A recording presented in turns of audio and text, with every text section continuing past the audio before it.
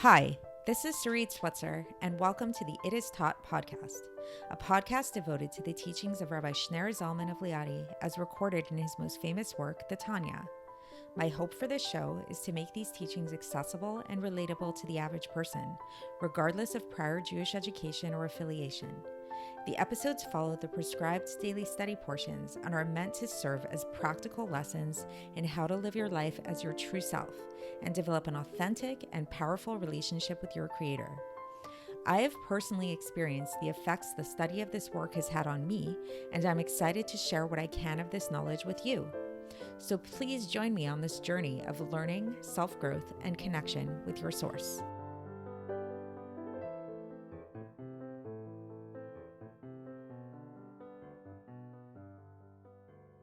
Hi, and welcome to the It Is Taught podcast. This is episode 515 for the 30th of Nissan in a regular year. Happy Rosh Chodesh. It's the first day of 2 days of Rosh Chodesh ER, so I wish you all a beautiful and wonderful month ahead. So today we're going to be talking about relationships, actually, between men and women. And it's not going to be super politically correct, but if you've been listening to the podcast for a while, you know that I sometimes will say things that are not super politically correct. But what we're going to be talking about is this innate tendency that men have to chase women, to chase after women that they like, that they want to be close to. And while in modern day society, where the genders are kind of like very confused and mixed up, and masculinity and femininity are kind of all over the place, maybe some of this tendency has been lost, but truly innately, on a very natural level, this is actually the natural tendency of a man to chase after a woman. And we're going to understand why this is, Kabbalistically so, why this, what's going on in a spiritual level in terms of this. So the angle that we're going to take here is by looking at two spiritual energies, which can be thought of in a certain sense as being the archetypes of the emotive qualities of masculinity and femininity.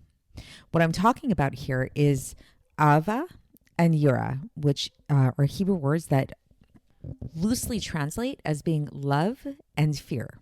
So spiritually speaking, Kabbalistically speaking, the attribute of love, of Ahava, comes from the right side. It stems from the attribute of chesed, of kindness, of giving. It's like this outpouring of energy. It's an extroverted kind of energy. Whereas Yira, the attribute of fear or awe, stems from the left side, gevura, the attribute of restraint, of holding back, of kind of like introversion. And Kabbalistically speaking, anything that's on the right side, anytime we're talking about this attribute of chesed, of this giving, of this outpouring, of this extroversion, that's masculinity.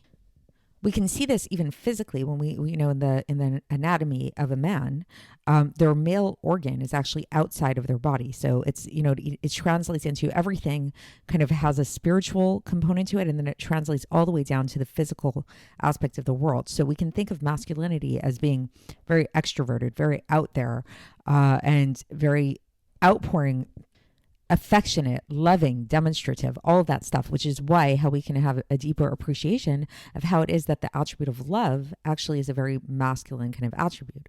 Whereas by contrast, the attribute of restraint, the attribute of holding back, is actually a very feminine attribute. For females, their female organ of reproduction is on the inside of their body. It's internal. But at the same time, we know that in terms of the conception of a child, the development of the fetus, that all of that happens on the inside of the woman. So it's, even though it's restraint, there's a lot going on. There's a lot that is happening underneath the surface, which is something important to recognize, that even though, yes, it's the nature of a man to chase a woman, that doesn't mean that the woman has no part in the dynamic, as we'll very much see in today's episode. So as we'll come to understand, all of this is really a metaphor for our relationship with God. All relationships, in fact, are merely metaphors for our relationship with God. Our ultimate relationship is with God. And in fact, as a side note, it's not really today's topic, but I thought I'd throw it in there. The deeper we enhance our relationship with our Creator, with God, the deeper and more meaningful and more healthy our relationships with other people will become. There's sort of like this trickle-down effect that happens. So now in terms of the metaphor of, how this translates, how this relates to our relationship with God. So just like a man and a woman having a relationship, we have a relationship with God. And this relationship with God can basically be boiled down into two components: our love of God and our fear of God. We've spoken about previously about how the 613 commandments, which are really, the foundation by which we serve God, are divided into two categories: the categories of the positive commandments and the categories of the transgressions. And the positive commandments is the way that we express our love of God by doing things, by actively doing things, and refraining from doing the transgressions is the way that we demonstrate our fear of God, our awe of God, our respect for God. We're not going to do things that violate God's will, right? So while keeping the commandments is a practical way for us to demonstrate on a very tangible physical level that we love God and that we fear God, what the Alter Rebbe tries to get us to do in the Tanya is to cultivate these emotions on a more emotional level as well, not just doing the mitzvahs by rote, but actually to develop these emotions from within.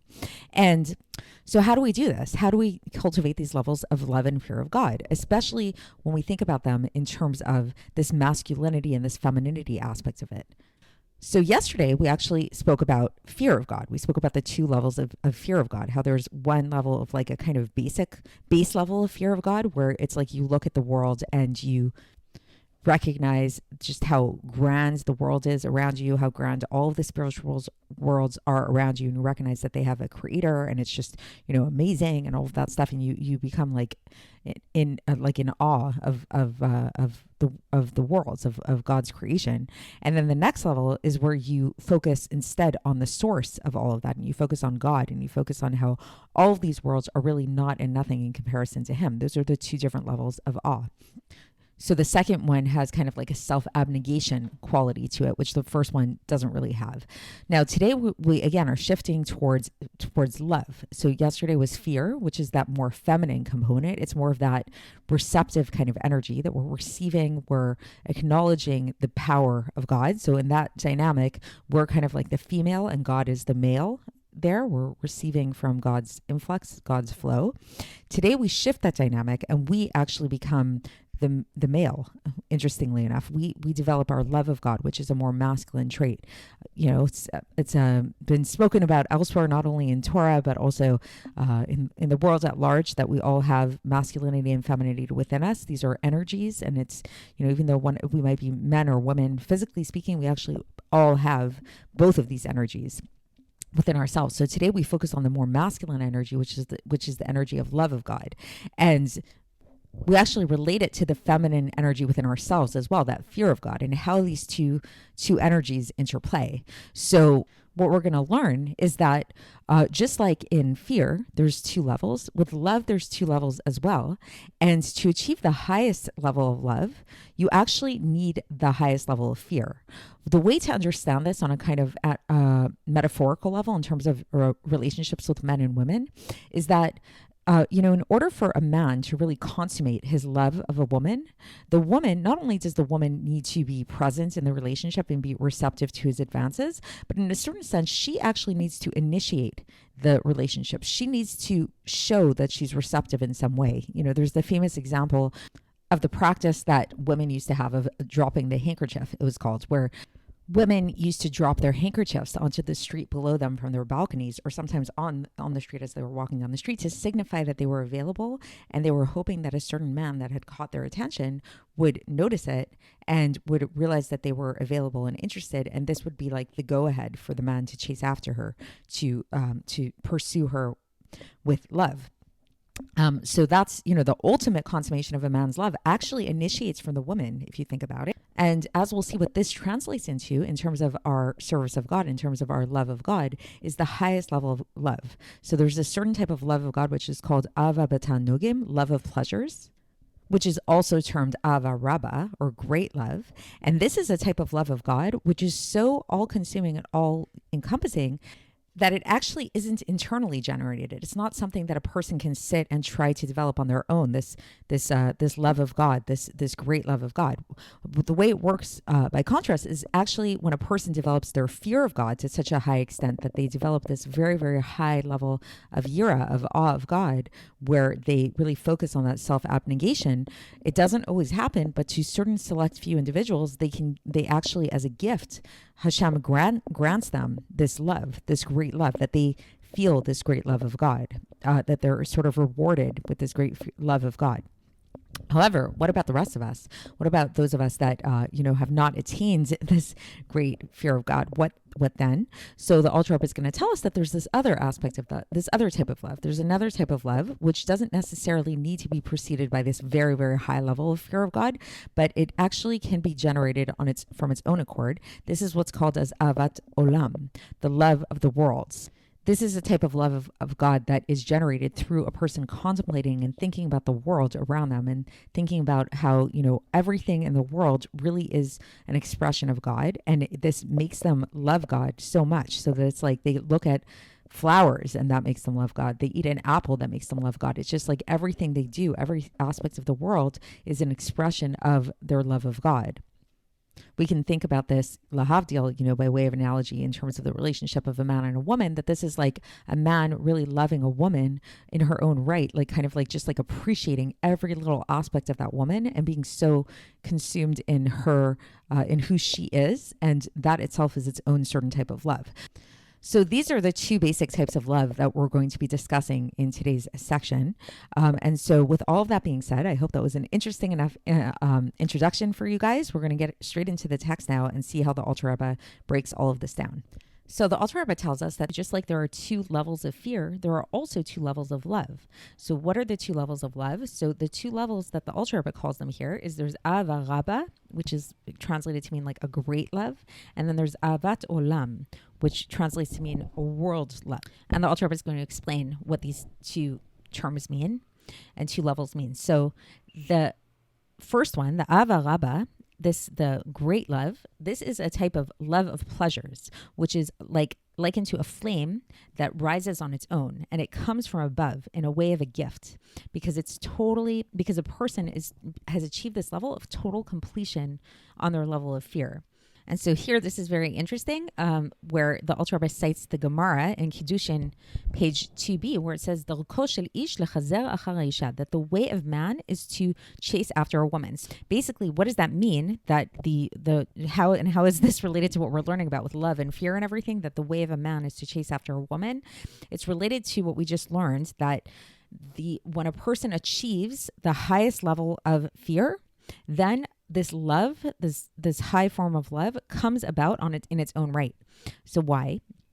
So try to understand this. So Ahava, love, is masculine. It's called man, and it's masculine. It's related to the right side, Kabbalistically speaking.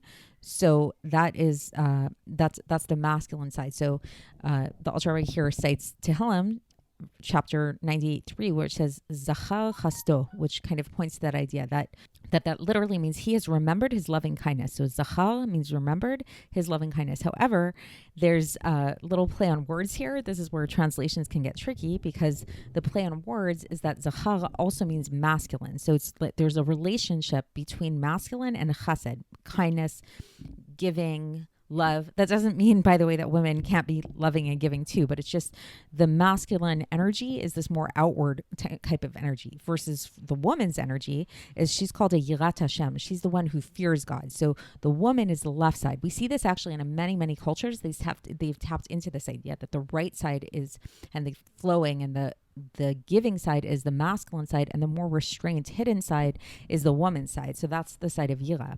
And so what this is teaching us here is that basically, since the way of man, like just in a very superficial way, is to chase after a woman. So if we think about man is love, woman is fear. So that means when the woman has achieved completion, when the fear has achieved completion, when a person gets to the level of total and complete fear of God, then the man follows. So it's like the man chases after the woman. If a woman is ready, then the man will chase after her. So if a person has achieved this highest level of yira, then the man will chase after her. And so then the Alter Rebbe goes on that by saying that if we do not have this prerequisite of fear, we cannot get to this level of Ahava Rabba, because this level of Ahava Rabba is in an aspect of Atzilus. Atzilus, if you remember, is that highest of all worlds, where there is nothing separate from God. So it's like a very, very high level, and it can only be achieved through this level of Yira, of the highest Yira, which was also related to this self-abnegation. So that's the highest level of love. But then we have this lower level of love, which is called Ahavat Olam, which literally translates to mean like love of the worlds, basically. What does that mean? This comes through understanding and meditating upon the greatness of God, who fills all the worlds and surrounds all the worlds, and who understands that nothing exists apart from him. So it's similar to this meditation that we've been talking about before. And the person really understands, again, this is something that we've been talking about previously, how just like when a person has the capacity to speak, and we have our speech and we want to say something, we want to say something out loud, but before we actually say this speech out loud, before we utter what we're going to say, then that speech is totally united and nullified in our thoughts, in our minds, and it has no existence of its own. And this is the same reality of all of existence in terms of God and its level of nullification to God. So through this meditation and contemplation, this is going to lead to an overflowing and a spreading out of this love, this lower level of love, which is a great thing anyway. So it's the Ahavat Olam that is found within the soul, and it will lose its garments and it will become revealed, meaning to say that it won't be vested in anything else. So meaning to say that like a person won't derive any kind of pleasure from anything physical or spiritual other than just loving God. And they won't yearn for anything in this world other than God, just God. All they'll want is just God, the source of their lives, because they'll have this recognition that everything is nullified to him, utterly nullified. So it's like, why should we want anything except for God? And thus there's nothing, we can't compare the two things. We can't compare any type of pleasure for anything in the world to the pleasure that we derive from God, because God is the source of the pleasure. God is the source of where all these things come from and what they really are all in essence. And then the Alter Rebbe brings a citation to kind of add to this. This is from Tehillim chapter 73, verse 25 and 26, where it says, Mi lev hashamayim mimcha lo chafatzti ba'aretz. And then it goes on to say, Kala she'ari levavi tzur levavi v'gomer. So it means, who have I in heaven? There's nothing upon earth that I desire with you. My flesh and my heart yearn for you, rock of my heart. So basically it's like alluding to this idea again of like really this person who just all they want is love, is God. They don't want anything else. And then the Alter Rebbe concludes here and he says, such a person whose attribute of love is not vested at all in anything physical or anything spiritual, they can actually now have their soul be lighted up, like have their soul be lighted up like burning coals in an intense fire and a flame that rises up to the heavens through this type of meditation that we've been talking about, as will be explained further at length. So again, to conclude, so basically we've talked about two different types of love of God and how we attain these two different types of love of God. The first level of love is something that is just given as a present to somebody who achieved the completion of their fear of God. So it's sort of like the result of that, and it just comes about like a person achieves the completion of fear of God, of this awe of God, and then the natural occurring, the gift that is given to them from heaven because of that is this level of love of God, this love of, it's called Ahava Rabba. And then there's another type of love of God that we can actually work on, which is not just a gift, and it's something that we can just achieve more through work and through our effort. And that's through meditation and contemplation upon God's greatness and upon how nullified everything is in relation to him and in relation to their source. So I know that was a lot, but we will continue along these lines tomorrow when we conclude this chapter, and I'll speak to you then. Thanks for listening to the It Is Taught podcast, hosted by Sarit Switzer. This podcast is dedicated in loving memory of my maternal grandfather, Avraham Yitzchak ben Binyamin HaKohen of blessed memory. Music by Shoshana. If you enjoyed this episode and would like to support the show, please share it with others and subscribe on YouTube, Apple iTunes, Spotify, or wherever you listen to podcasts. And make sure to leave us a 5-star review. To find out more about the It Is Taught project, including more information on my soon-to-be published book, please visit our website, itistaught.com. To catch the latest from me, follow me on Facebook, Instagram, and Twitter. Looking forward to speaking with you tomorrow, and until then, have a great day.